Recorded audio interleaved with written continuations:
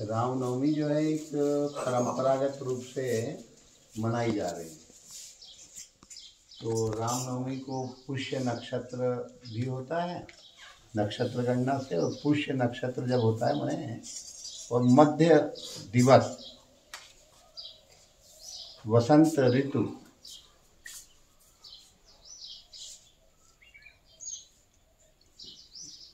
बस अब ऋतु वसंत मने सबके अंदर बसने लगे भगवान, तो वसंत ऋतु हो गई, वसंत।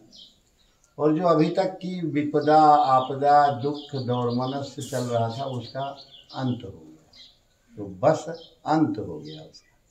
तो वसंत कई तरह के, और जहाँ विवेकी संत बसत जही देश, जहाँ बसे अपने आराध्य स्वरूप गुरु स्वरूप बसे, तो वो बसंत वसंत पर वसंत ऋतु न ठंडी है न गर्मी है, ऐसा सम रामायण में कहा गया है। नवमी भौम वार मधुमासा, तो भौमवार मधुमास, सोमवार न होगी मंगलवार, ऐसा कुछ गोस्वामी जी ने लिखा है। अब क्या है, कोई गणना करने उस समय ऐसा आता है। अब कहाँ जन्म हुआ उनका? अयोध्या में। अयोध्या का मतलब जहाँ कोई योद्धा नहीं है। अयोध्या योद्धा कोई लड़ने के लिए जीतन कहूँ न कतौरी पूज जाके, तो महा अजय संसार वे, ये संसार में मन का संसरण चंचल होता जाता है। इस चंचलता से चित्त 24 घंटे जो है कहीं उससे लड़ता है, कहीं उससे मन ही मन लड़ाई उसकी चालू रहती है।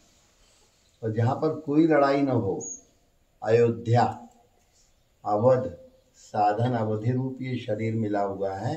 साधन धाम मोक्ष कर द्वारा पाई न जय परलोक समारा। एक तो ये अवध है, साधन अवधि रूप जो ये शरीर मिला है सबको, इसका कोई ऐसा समय नहीं है कि चलता ही रहे, एक निश्चित समय के लिए ये मिला हुआ है।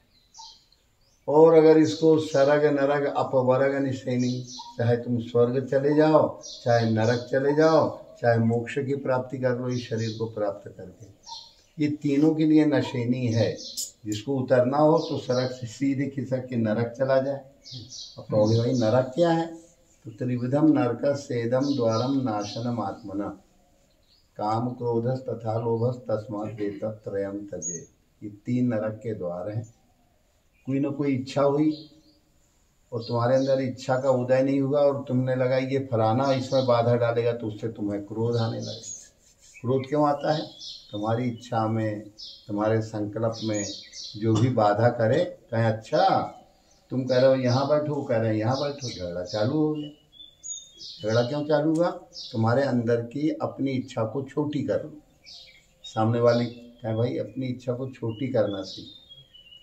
कि क्रोध का कारण घरों में हर जगह लड़ाई झगड़ों का कारण क्या है? सब कहते हैं जो हम कह रहे हैं वो मानना चाहिए, और तुम्हारी कामना के विरोध में कुछ आया तो क्रोध हो गया, अवरोध हो गया। तुम्हारी कामना में रुकावट, कोई कहता नहीं ऐसा नहीं ऐसा, तुम गुस्सा हो गए। गुस्से का कारण, क्रोध का कारण क्या है? कामना में विघ्न आना, और कामना पूरी हो गई तो लोभ आना। तो कामना उठे ही न, जब तक ये कामनाएं मन में उठती रहेंगी, संकल्प उठते रहेंगे, तब तक अयोध्या पूरी नहीं होगी। अवध मैंने वहाँ पर जो है बाधित देश काल जहाँ बाधित हो जाता है, वो अबाध्य स्थिति जो है अवध, मैंने एक स्थिति है अवध। अयोध्या कोई एक स्थिति है, देश काल में पाए जाने वाला खंड पिंड नहीं। पर वो होते कहाँ हैं? जब अवधपुरी होगी, जहाँ कोई योद्धा जीतन कहूँ न कतौ रिपु ताके महा अज, तो कौन सा रिपु? संसारी रिपु। मन का संसरण कहीं भगवान में अगर होने लगे, तब तो वो सिद्ध पुरुष हो जाएगा, पूर्ण पुरुष हो जाएगा, आप्त काम हो जाएगा। पर मन संसार में 24 घंटे दौड़ रहा है, तो इसी को संसार कहते हैं। संसरण माने जैसे एक बूंद तेल की तुमने कहाँ डाल दी? पानी में, तो क्या होती है? पूरी बूंद फैलती जाती है ना, कि एक ही जगह रुकी रहती है। तो एक बूंद पानी वो तेल की तब जितना बड़ा हो वैसे फैलता जाएगा, फैलता जाएगा। संसरण, इसी का नाम क्या है?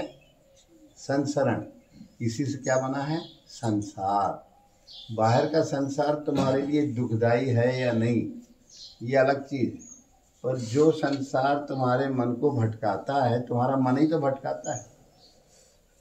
अब मन को जीते बिना जगत में, मन को जब तक नहीं जीत पाओगे, जीतोगे कैसे? बहुत सरल भी है, कठिन भी। मन दुख रूप क्यों हुआ? क्योंकि पहले राम हुए कि रावण? रावण। न रावण होगा न राम जी के जन्म का कोई निमित्त बनेगा। अंदर की जितनी दैविक प्रवृत्तियां हैं वो सब हल्ला गुल्ला करने लगती है, हे भगवान बड़ा कष्ट है, बहुत कष्ट है। दशों इंद्रियां जब साधन बाहर बाहर भागती है मन के द्वारा, तो उसको कहते हैं दशाना। दशों मुखों से वो भोग करना चाहता है, ये देख लूँ, वो सुन लूँ, वो चाट लूँ, वो स्पर्श कर लूँ, वो सुन लूँ। वहाँ बहुत बढ़िया म्यूजिक हॉल खुल गया है, बढ़िया म्यूजियम जाएंगे, देखेंगे, म्यूजियम देखेंगे, म्यूजिक सुनेंगे। तरह तरह के संकल्प दशों इंद्रियों के द्वारा जब मन करता है तो क्या हुआ? दशा नन, दशमुख वाला।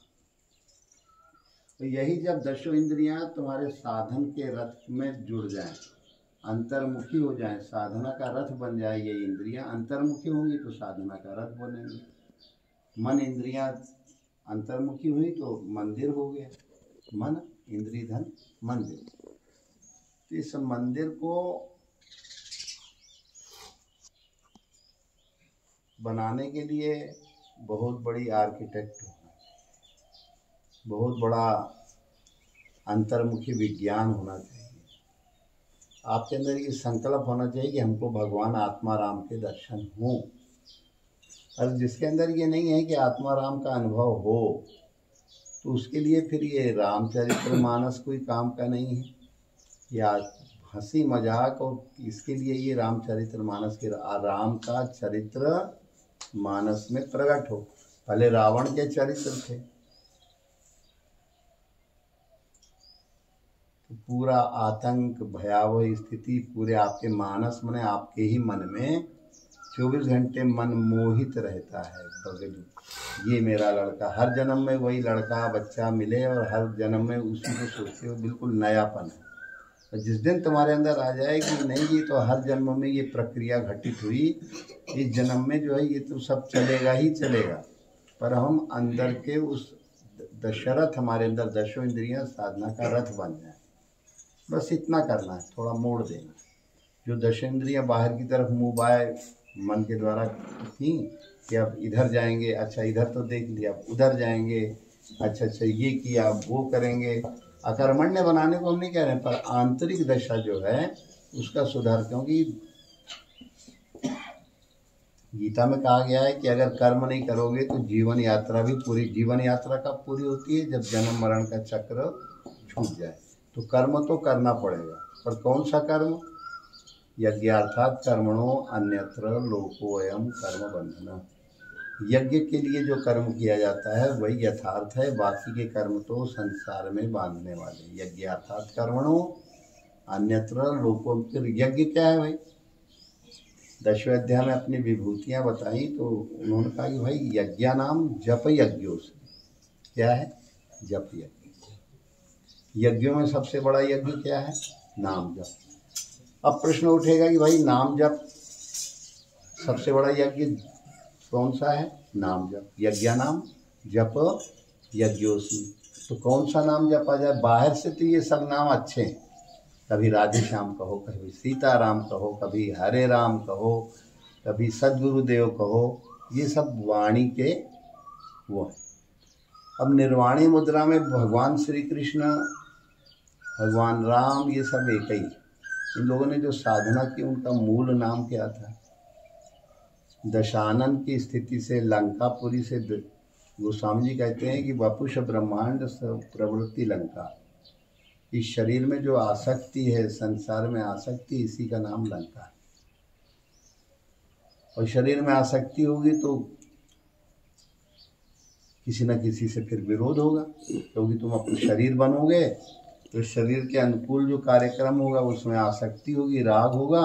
जो शरीर के विपरीत होगा मन उससे दोष दर्शन करेगा, कहीं ये हमारा दुश्मन है, हमारी बात को काटता है, हमारे संकल्पों का विरोध करता है, हमारे मानसिक स्थिति को जो है ये विचलित करता है। जिसको टेंशन का है हमारी इच्छा के विपरीत ये चल रहा है, टेंशन हो। टेंशन नाम की कोई चीज़ थोड़ी होती है। टेंशन माने क्रोध, कहीं हमें बड़ा टेंशन होगा। टेंशन क्या है? क्रोध है। क्या क्रोध ही का नाम टेंशन है। आजकल लोग का हमें बड़ा टेंशन हो गया। एक बार हमारे पास बिछुआ का कोई लड़का 6 साल का होगा, आया रोते रोते। हमने कहा क्या है कैसे हो गया? आश्रम में हम करीब 9-10 बजे आए, बड़ा टेंशन हो गया। हमने कहा यार ये टेंशन क्या बीमारी है भाई? 6-7 साल का था, गुस्सा के मारे बिछुआ से।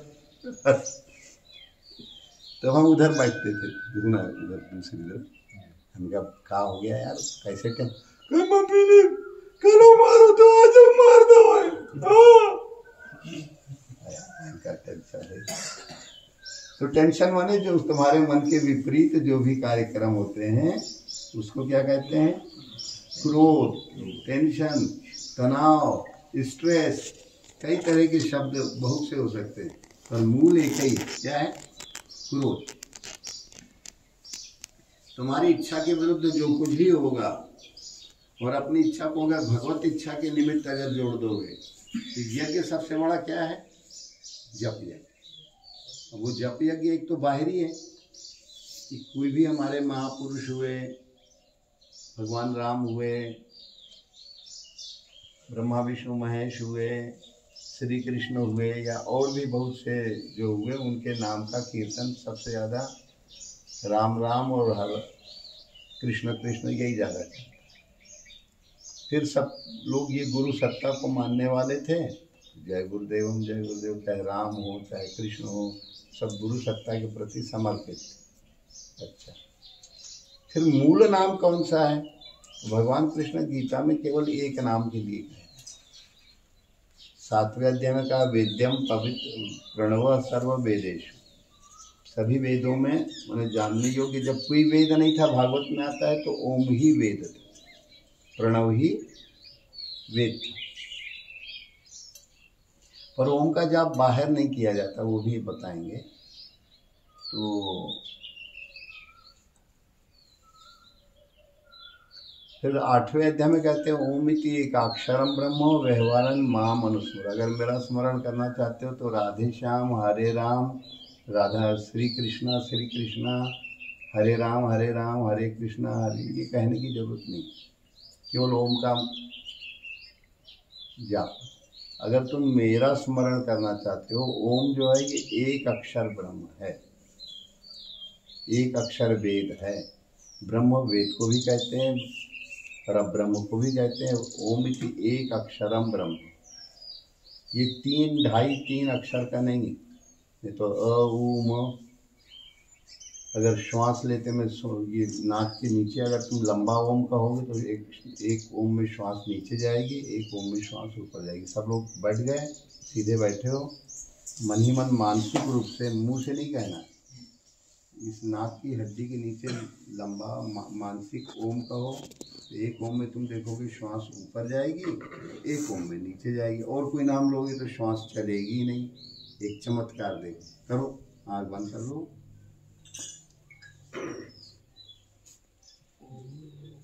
मुंह से बिल्कुल नहीं निकालना है आवाज, नहीं तो मन से कहाँ होगा। जैसे मन तुम्हारा भागता रहता है वैसे ओम नाम नाक की हड्डी के नीचे कहो अंदर।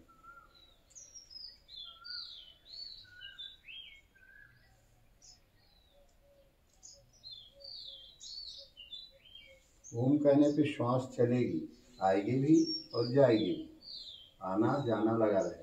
और कोई नाम लोगे तो श्वास न आएगी न जाएगी, करके देख लो।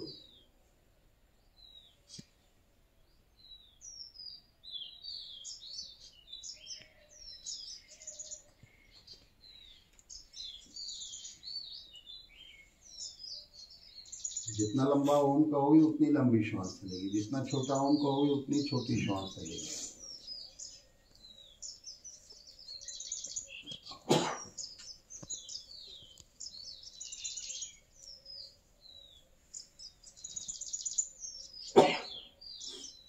ये यज्ञ चलता ही रहे।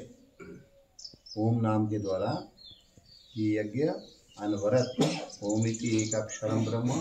पर हाँ, ये नाम बाकी की क्या बेकार है? बेकार नहीं है। ये परमात्मा के गुणवाचक नाम है। आत्मा राम का अनुभव करना है तो ओम नाम ही जो है, ओम इति एक अक्षरम ब्रह्म व्यवहारन माम अनुस्मरत। अगर मेरा स्मरण करना चाहते हो तो ओम जो है इस नाम का बारंबार बारंबार। 8वें अध्याय में कहा इससे होगा क्या भाई? परिणाम क्या है? फलश्रुति क्या है? यह प्रयाति त्यजन देह स याति परमाम गति। अगर परम गति को प्राप्त करना चाहते हो तो भगवान कृष्ण कहते हैं कि ओम को निरंतर अपने जीवन के श्वास के द्वारा, आंतरिक वाणी के द्वारा, मन के द्वारा व्यवहार में लाओ। और मुँह तो बहुत से नाम कहता है, मुँह भी एक ही नाम कहता है।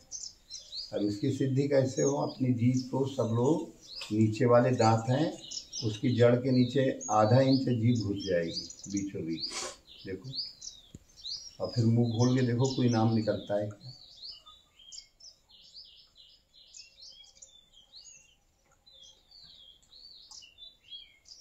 मुंह के अलावा कोई नाम निकल रहा है? खोल के देखो, मुंह से बोल।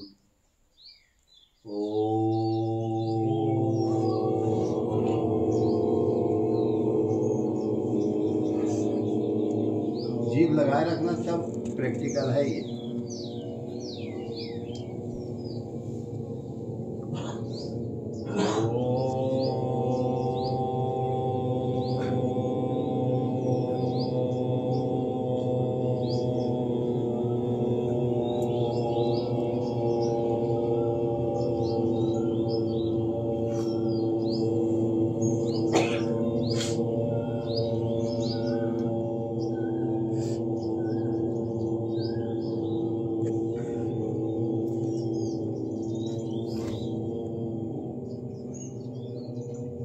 और कोई नाम निकालने की कोशिश करो, शायद किसी से बन जाए।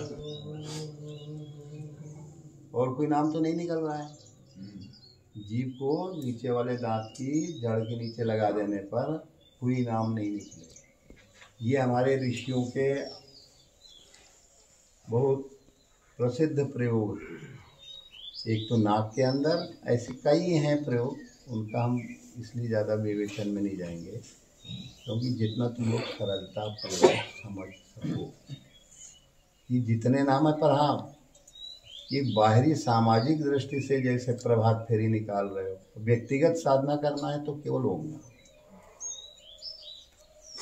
सामाजिक दृष्टि से अगर कुछ प्रभात फेरी है, कुछ ये है, तो महापुरुषों के नाम गुणवाचन ये करना एक अच्छी चीज़ है। कोई राधा नाम की आराध है, तो पूरा भागवत में कहीं राधा वाधा शब्द नहीं आया है। आराध तो उसमें 10वें स्कंध में आया है कि जो आराधना करना ही राधा तो नहीं कहा, पर आराधयते, तो जिसने आराधना की वो बड़ा भाग्यशाली है, भगवान कृष्ण के साथ दिया। ऐसे कहते हैं भगवान ने जो है शरद पूर्णिमा को महारहस्यमय लीला की। तो सद्गुरु श्री कृष्ण सद्गुरु जगत गुरु के रूप में वो गोपिकाएं कौन है या गोप कौन है? जो गो नाम इंद्रियों को गोप्य गुप्त कर दिया, अंतर्मुखी कर दिया, वो गोप है। और उन्हीं की बस्तियां गोपियां हैं। और केवल कौन सी एक गोपी जो है, माने एक साधक हुई, सबके अहंकार टूट गए, सब लोग खोजते रहे कहाँ गए कहाँ गए। केवल एक गोपी जिसने तीव्रतम आराधना की, वो गोपी केवल भगवान के साथ जा पाई। रास रहस्य में आता है। तो ये बुद्धि अकेले जो आत्मनिश्चय करके तद्रूप ढल जाती है, तो यही आत्मा का आकर्षण करने वाले कृष्ण के साथ आत्मा का अनुभव और उसके साथ तद्रूप हो जाती है। तो आराधते, जिसने आराधना की, ओम का जाप किया, वही पहुँच पाएगा। और कोई उपाय भागवत जो है सबसे बड़ा ग्रंथ, उसके दूसरे स्कंद के पहले अध्याय का 17वां श्लोक सुखदेव जी परीक्षित के प्रति कहते हैं कि देखो, अगर तुम्हारा समय तुम्हें लग रहा है कि अब आ चुका है तो तुमको क्या करना चाहिए। अभ्यसेन मनसा शुद्धम त्रिवद ब्रह्माक्षरम परम।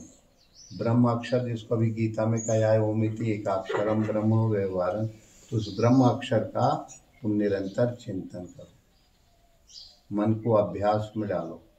अभ्यसेन मनसा शुद्धम त्रिवद ब्रह्माक्षरम परम। परम शुद्ध ब्रह्म अक्षर ओम का निरंतर जाप करते रहो। इससे क्या होगा, मनो अच्छे जित श्वासो ब्रह्म बीजम अविस्मरण। इतना ओम का जाप करो कि अविस्मरणीय हो जाए, तुम्हारे स्मरण में निरंतर ओम का जाप चलता ही रहे। तो ये बाहर से भी वाणी का श्रम कर लो, सीताराम राधे श्याम जो भी, पर अंदर छवि एक ही बनी रहे।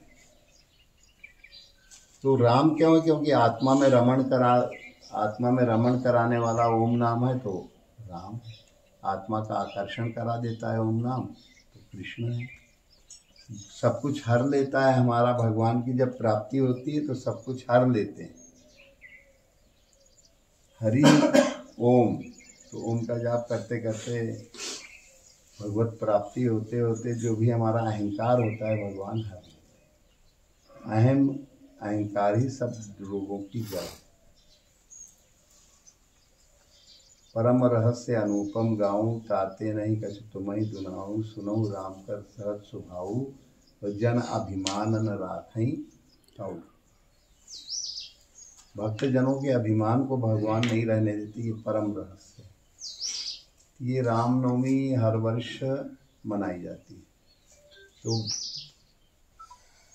हनुमान जी को तुम लोगों ने सीरियल देखा होगा रामानंद सागर का, तो ओम का ही जाप कर रहे हैं। ओम क्यों, परम पंडित है, सूर्य से विद्या पाए हुए वेद, और वेदों का सार, वेद जब कोई नहीं था तो ओम ही था। तो ओम का जाप, जीभ लगाने के बाद कोई नाम निकलता है क्या, किसी को हाथ उठाओ भाई अगर निकल रहा हो। निकलता है, ओम ही निकलता है ना। हमें कहा शायद किसी को शंका हो, बता दो, निकलता तो नहीं है कोई, ओम ही निकलता है। तो व्यक्तिगत साधना के लिए जीभ लगाए रखे। अच्छा, एक और चीज, ये निर्वाणी मुद्रा है। क्या है, वाणी मुक्त निर्वाणी मुद्रा। जीभ लगा लो नीचे दांत की जड़ में और देखो मन भागता है क्या। दृढ़ता पूर्वक एक नस है बीच में, उसमें जीभ की नोक लगा दो, दृढ़ता पूर्वक देखो, मन भगाने की कोशिश करो, भागता है।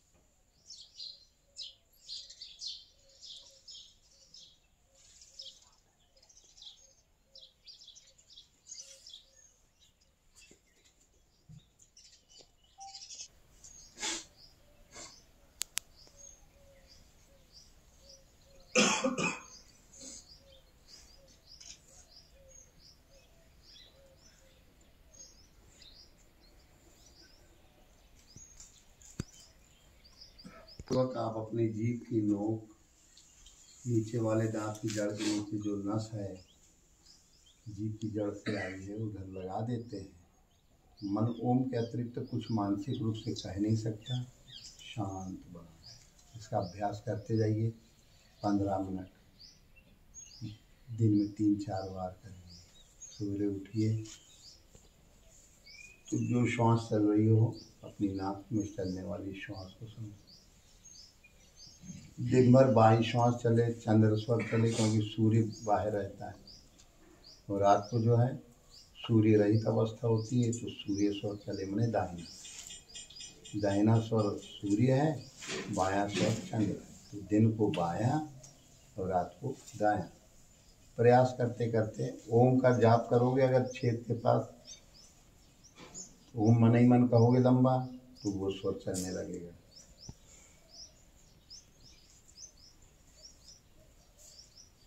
नाक की छेद के पास मन को ले गए, वहां लंबा ओम कहा मन ही मन।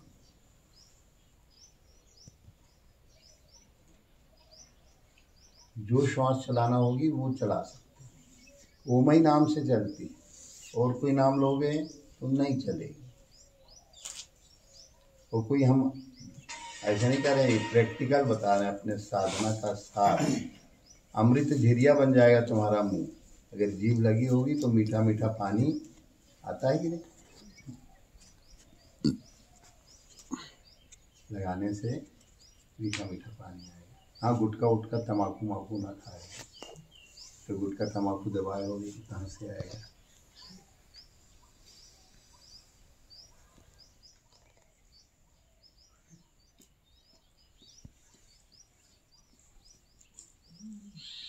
तो नीचे लगाने पर नस के ऊपर जीभ की नोक मीठा मीठा पानी का स्राव होता है, तो अमृत झिरिया हो जाएगी तुम्हारे अंदर। ये कितने बजे से कितने बजे तक प्रभात फेरी होती है? 5 बजे। 5:30 5:30 से 7:15। तो 18 हो गया। तो हाँ, कोई भजन सुनाना था क्या? सुनाना था क्या? अच्छा, तो एक सुना दीजिए, उसके बाद हाँ